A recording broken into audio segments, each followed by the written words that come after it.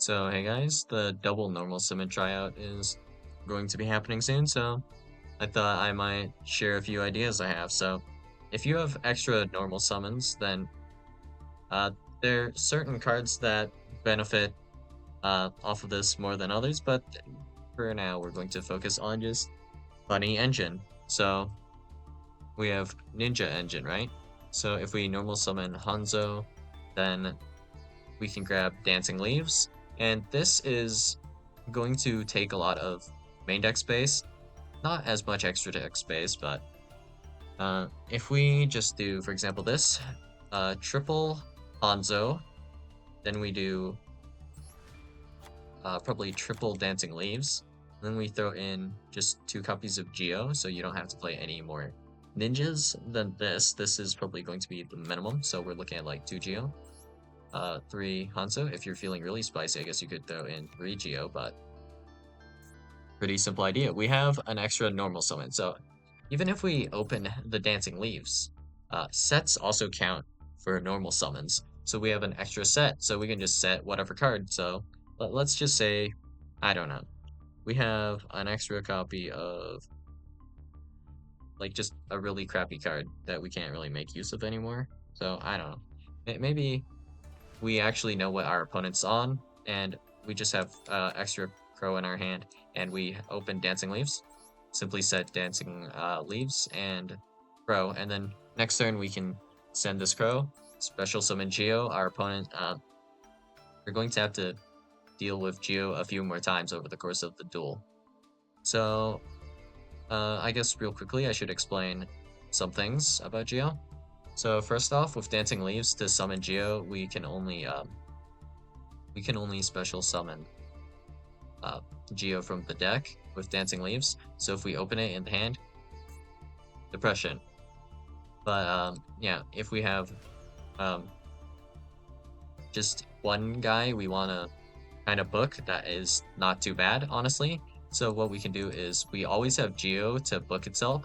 So when we bounce back Ninjutsu Art of Dancing Leaves on the next turn, our copy of Geo will actually not go to the graveyard and it will stay on field, so it can be used as link material or whatever, or we can actually also use its actual effects, right? So just for example, next turn we can flip over Geo if our opponent has some like negates or whatever that they managed to set up through our Dancing Leaves. Then we can flip over Geo, and then they'll either have to negate the Geo or they get their monsters flip face down. In this case, it'll be 2 monsters, and we'll also bounce back Dancing Leaves. And here, in this case, we can uh, contribute a Geo for another copy of Geo, or we can start using our opponent's monsters to get like copies of Hanzo and Geo. Uh, we can start summoning these guys. So we don't really have good targets to search off of Hanzo here if we just play this, but it's still fine because Hanzo is still going to at least be a body. Ideally though, we have some way to shuffle back Geo, but yeah, I don't know any way to shuffle Geo that's convenient, so you'll probably only be able to summon Geo like once or twice max, but Geo is still pretty strong. It just depends exactly what our opponent's playing. If they're playing a fusion deck, that is when we're at our weakest because you just fusion you can fusion summon using face down guys. You can't like fusion summon using my face down guys, but you can use yours if that makes sense, right? Because you don't know if technically well my guys you don't know what they are. Like, technically, you do have the target. So let's say we have Fallen of Albaz here, and I have just a Maizen, right? If I flip down Fallen of Albaz with, like, Book of the Moon, then I still allow my opponent to make, like, a Mirror Jade or Lubellion if they so wish, right? But if I flip my Maizen face down, they do not know what that Maizen is, and technically they would not be able to use that Maizen as material. And let's say I have nothing else that they can use, like my other card might be a Geo or something, then my opponent will not be able to summon anything. And that's just how the chain resolves. But if I were to flip Fallen of Albaz, of course, they can just make Mirror Jade, so that's a ruling for you. And there's like various things like that to worry about. just small things in general. Um, I mean, while we're here, we'll also, I guess, throw out like this idea. Doesn't super matter in general, but if we go like Redoer, Chainlink 1, Book of Moon type effect on Redoer, Chainlink 2. Redoer just summons back face down. Its effect can still activate, you know. XYZ moment. Did you know you can detach material face down? Well, yeah. I won't go too hard into flip rulings, but primarily your worst matchup with like if you're relying on Geo as your points of one of your points of interaction. Yeah, it's just mainly just dealing with fusion decks, but if we were dealing with Punk or something, just for example, we could flip down like two of their monsters and then they would just uh have to deal with it forever. Those monsters clogging up the zones. And of course we have Dancing Leaves for next turn, and we can use those set face down monsters for more material later. So yeah, it's okay grind on it. You know, just fine. Could be better. But I mean it is still decent, all things considered. And of course we have Old Faithful, so normal summon Aleister. Anyone? I mean if you have an extra normal summon, you know, just we can activate like Meltdown, maybe activate Aleister effect, and then, well, normal summon Aleister. Invocation, link off for Artemis. Then maybe you can use Artemis for material for something else before you link it off, but you know, afterwards we have Makaba. And this will like allow you to have Nibiru protection for a lot of decks. So just for example though, let's say we're playing actually Blackwing. Blackwing is funny because extra normal summon. And also not hard once per turn, Black Feather Whirlwind. That is actually pretty funny. But anyways, let's see. Well, I guess Blackwing isn't the primary best. Well, you can't really use Aleister with Blackwing here.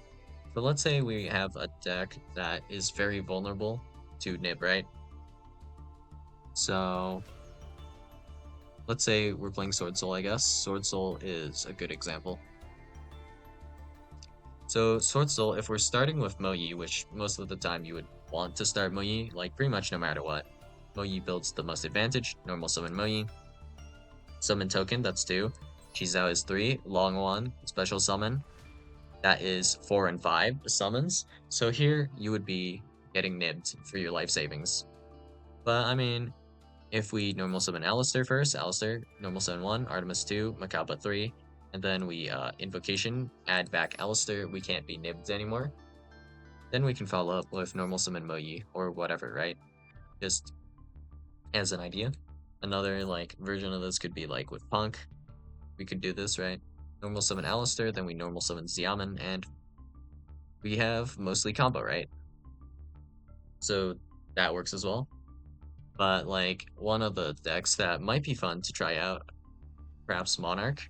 Monarch getting an extra normal summon could be fun to mess around with, honestly. Not really sure how good this would be, but just in general, you can already like normal summon a pretty decent monster, and then we can normal summon just a guy here. Now that I think about it, you can definitely set up Zaborg way easier than normal like this. You can tribute summon this card by tributing 1 tribute summon monster. If this card is tribute summoned, target 1 monster field, destroy it. Then if it was a light monster, both players send as many cards as possible from the extra deck to the graveyard, but not more than the original level/rank of that destroyed monster. This card was tribute summoned by tributing a light monster. Add this additional effect. You choose the cards your opponent sends to the graveyard. So, if you have an extra normal summon, I think Zaborg might be more easy to use to meme your opponent, which I find very intriguing. So I might look into that actually later. But yeah. In general though, those are just some basic ideas, but just in case we have to worry about getting stunned out, I guess, might as well consider running, perhaps, I don't know, red reboot or like evenly matched might still be alright, but yeah, a lot of decks just benefit from extra normal summons just randomly. So hopefully stun isn't going to be too big for this event. Like I can definitely see stun being pretty rough to deal with here. Because there is also, for example, we can normal summon Inspector Border, and then we can normal summon Fossil Dyna. Yeah, that is not very epic, one might say, but that is for sure an option you have, I guess. And worth mentioning, I guess, while we're here, is that just Ninja in general is a little bit better because we can just normal summon Hanzo twice. What's a once per turn? Altergeist with Marionetter. Marionetter also doesn't have an effect. Uh, so, I mean, it doesn't have a hard once per turn on the effect when you normal summon it. So, why not just normal summon Marionetter twice? Perhaps 3 times? I mean, if you open 2 Marionetter and then you Prime Banshee back 1, then you have Realization or Revitalization in your graveyard. Normal summon Marionetter 3 times. Doable. And let's see. In terms of combo decks, I'm sure there are a lot of combo decks that can actually utilize the extra normal summon.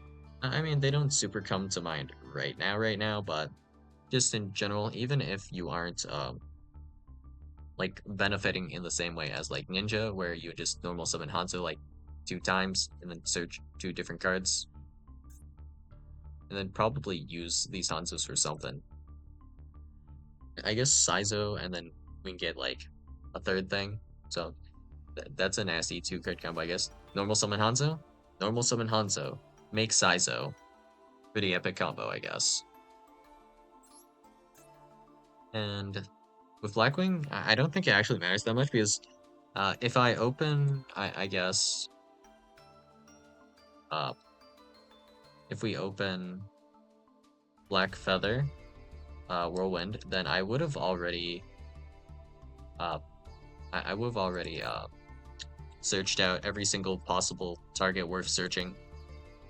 So, not a super big deal, but I mean, I guess it helps. Can't really hate on this. And I mean, your end board is already so clogged that you've run out of space for like things in general. I don't think it really matters here, but yeah. That's the thing, I guess. So let's see.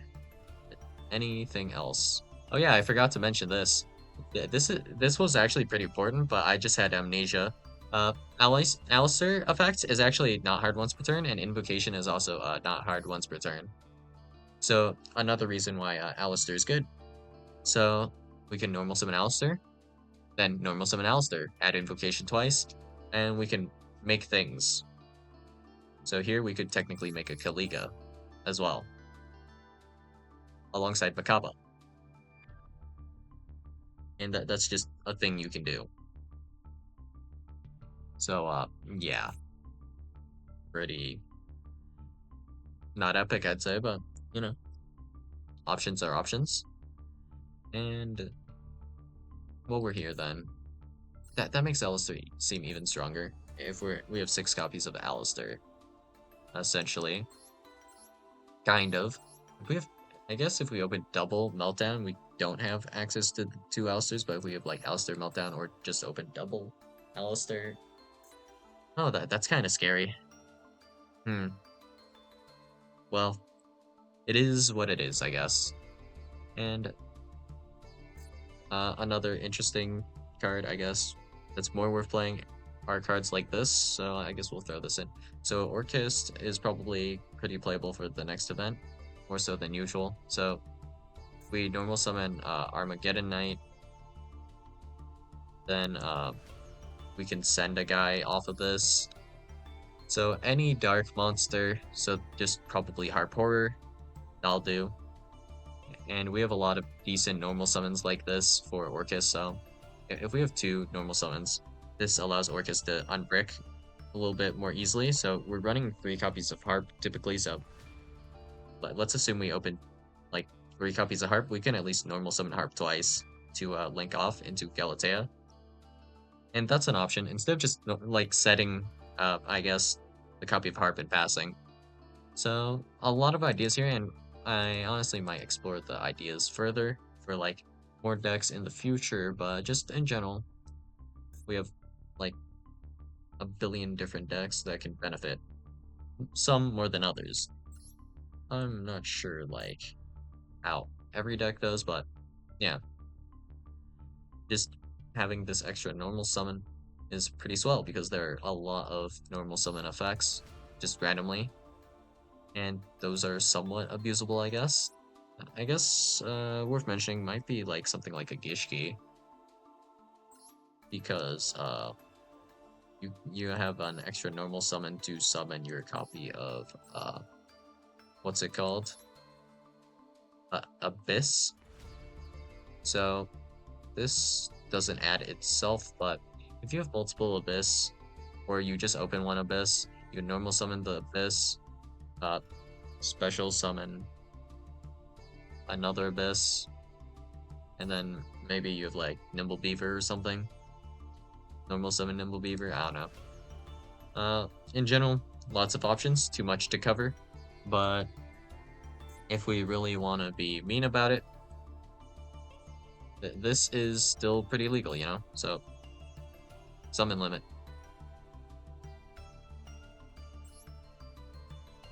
Well, yeah. This is super toxic for this event, but I mean, in general, if you're going first, you can just more or less always flip this over whenever. So, yeah, that's all I got for you guys today, and I'll see you guys in the next video. If you guys have any other interesting text that I might have missed, feel free to leave it in the comments below, and I'll see you guys in the next video. Bye.